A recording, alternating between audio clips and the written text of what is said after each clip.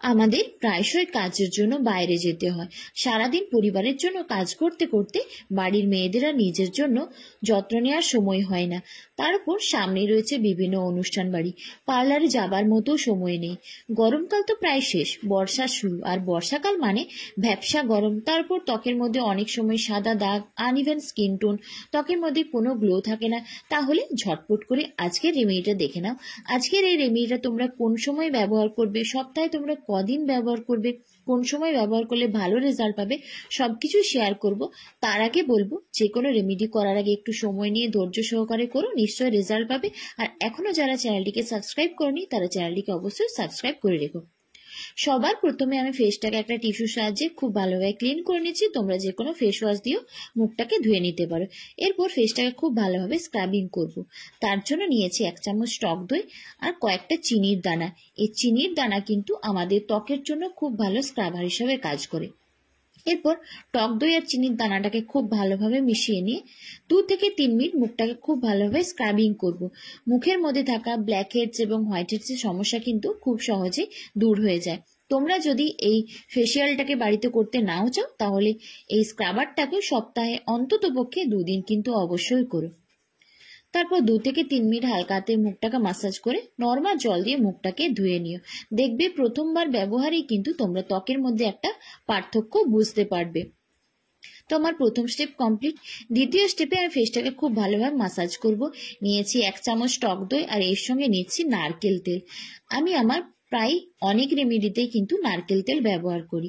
Oily স্কিনে যে নারকেল তেল ব্যবহার করা চলবে না এমনটা কিন্তু নয়, অয়েলি স্কিনেও কিন্তু তোমরা নারকেল তেল ব্যবহার করতে পারো। আমার ত্বকও প্রচন্ড পরিমাণে অয়েলি।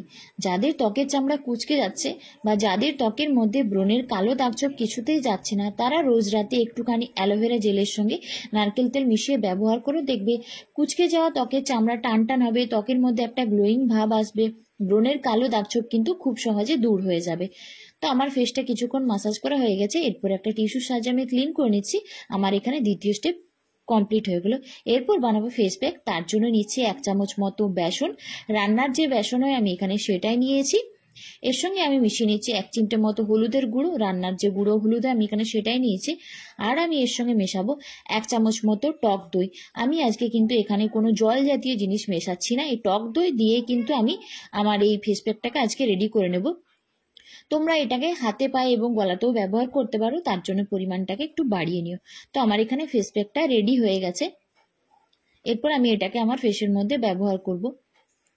সপ্তাহে তোমরা 2 থেকে 3 দিন এই রেমেডিটা অবশ্যই ব্যবহার করে দেখো। এটাকে তোমরা চেষ্টা করো রাত্রের দিকে করার। যেহেতু এর মধ্যে হলুদ দিয়েছি, হলুদ লাগিয়ে রোদে না বেরোনোই ভালো। যদি তোমরা দিনের বেলায় করে থাকো তাহলে রোদে না বেরোনোর চেষ্টা করো। ফেসের সঙ্গে সঙ্গে আমি এটা গলাতেও ব্যবহার করে নিচ্ছি, কারণ অনেক সময় গলার মধ্যেও কিন্তু ট্যান পড়ে যায়। তারপর এটা মুখের মধ্যে কিছুক্ষণ রেখে দিও। যখন দেখবে এটা একটু শুকনো হয়ে গেছে, তারপর সেটাকে তোমরা নর্মাল জল দিয়ে ধুয়ে নিও। আমি আমার ত্বকের জন্য যা যা রেমেডি করে থাকি সেগুলোই চেষ্টা করি তোমাদের সঙ্গে শেয়ার করার। আর যে কোনো রেমেডি করলে যে একদিন করলে রেজাল্ট পাবে সেটা কিন্তু নয়, তোমাদেরকে কিছুদিন করতে হবে, কারণ কোনো কিছুই কিন্তু ম্যাজিক নয়।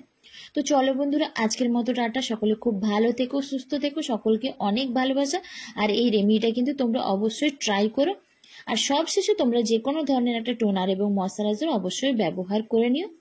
আর কেমন লাগলো সেটা নিচে অবশ্যই জানিও।